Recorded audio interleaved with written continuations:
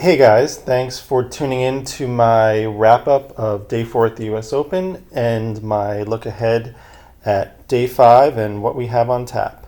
As always, if you like what you've been hearing, please comment, please subscribe, and please give a thumbs up. All right, so let's have a look at what's been going on at the US Open. Obviously, the big story is Little Miss Coco Gauff, the 15-year-old American, appears to be having another dream run. She made it to the fourth round at Wimbledon, and here she is. She's now in the third round at the U.S. Open. Keep in mind, she is 15. She's was just like a junior like a year ago. Most 15-year-olds are still playing juniors. And here she is doing amazing things at majors. I mean, Gauff has, it's not like she came out of nowhere. She's been on people's radar for a long time. She actually, I believe, was like playing in the U.S. Open junior final at 13.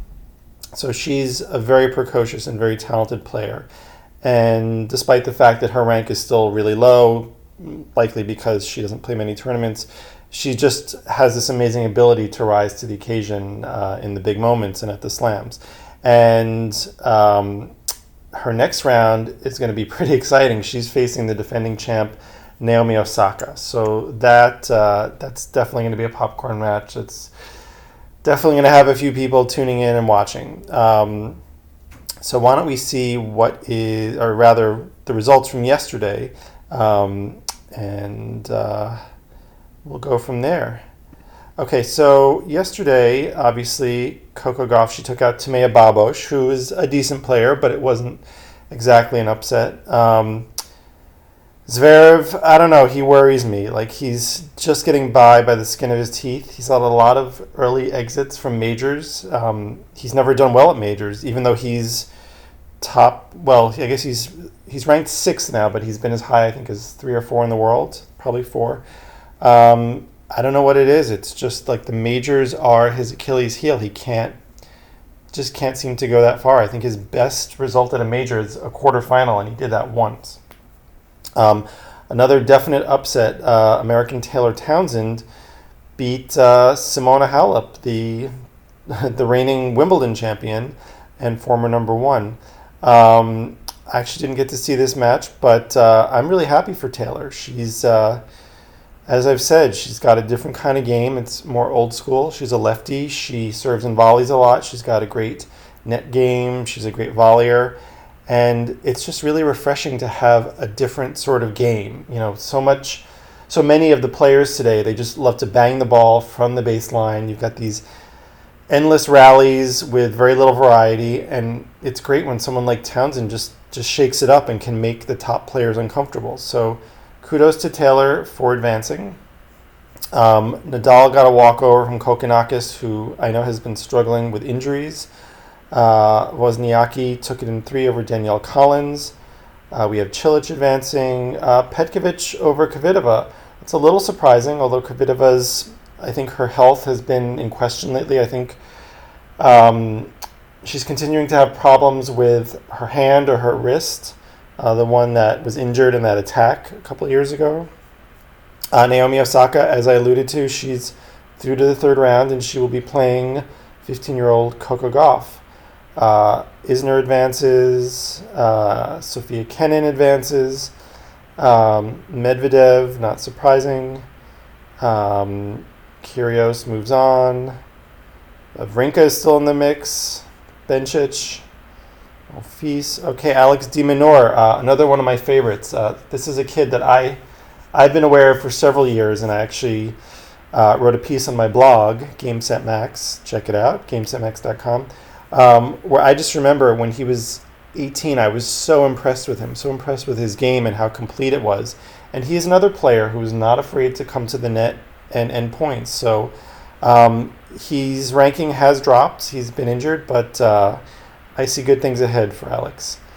Bianca Andreescu, another teenager. She has advanced in straight sets. Shapovalov, he backed up his win over Auger-Aliassime. So he's moving on. Ferrer, I don't know much about her, but I'm intrigued. Let's learn a little bit about her. Fiona Ferro. She's 74. She's from France. She's 22 years old. So it's interesting. Mladenovic beat Kerber, so you assume that Mladenovic is, in pretty good form, and then Ferro turns around and beats Mladenovic. That's kind of how it goes in tournaments. Basilashvili's through, Vekic is through. Hyun Chung, I'm really happy to see this. He had a real breakthrough last year. He got to the semis of the U.S. Open. And then he was injured and he kind of fell off the map. So he actually had to come through the qualifiers, and he's since won 2 main draw matches, and it looks like he even came back from 2 sets to love. So excellent for him. Who else? I'm just looking for some highlights here. Tennis Sandgren, he's another one who the same year that Hyun Chung got to the semis, I think Sandgren got to the quarters, and he sort of came out of nowhere. He was like a lower level challenger player. So nice to see him advancing into the third round. Muchova, she took it over Shea. Now, I talked about how if Shea were to advance, she'd be meeting Serena. Well, not meant to be. It's going to be Muchova. She's a very talented player from the Czech Republic. And, even though Serena would have been a good match, this will be a good match as well. Feliciano Lopez moves on. No other real standouts. Lajovic, the seeded player, went down to Kudla. So the winner of this was to face Djokovic. So I actually think, who's to say? The fact that Kudla beat Lajovic shows that he's playing well, so maybe he can give Novak a little trouble, but I sort of think Novak won't have any issues provided his shoulder is not still bothering him. Sabalenka unfortunately went down. She had that great win over Azarenka, but she lost to Putintseva.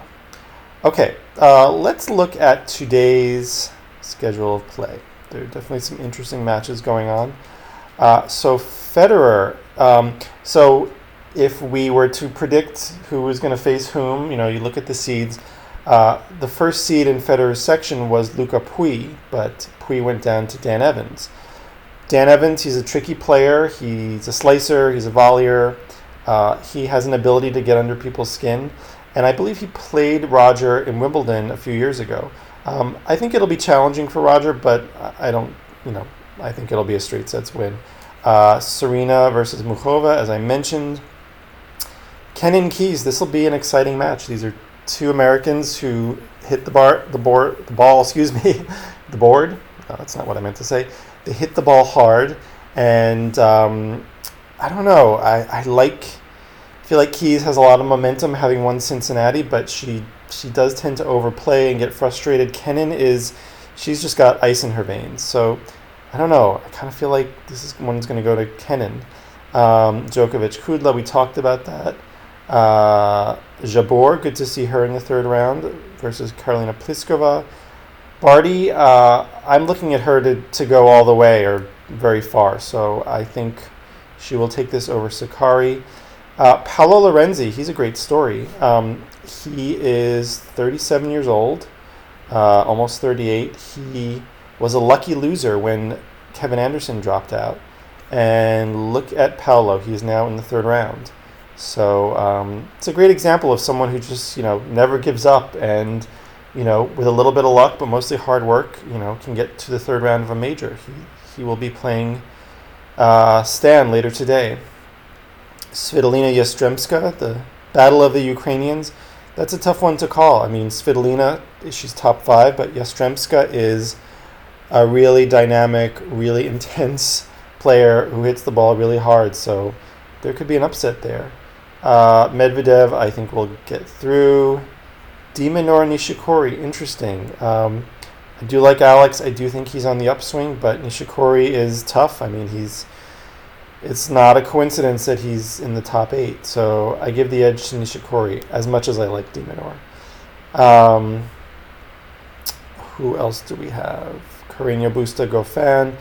So Dimitrov, he got a little bit of luck as well. I mean, he's been struggling lately. This is a former top 5 player who everybody had a lot of hope for.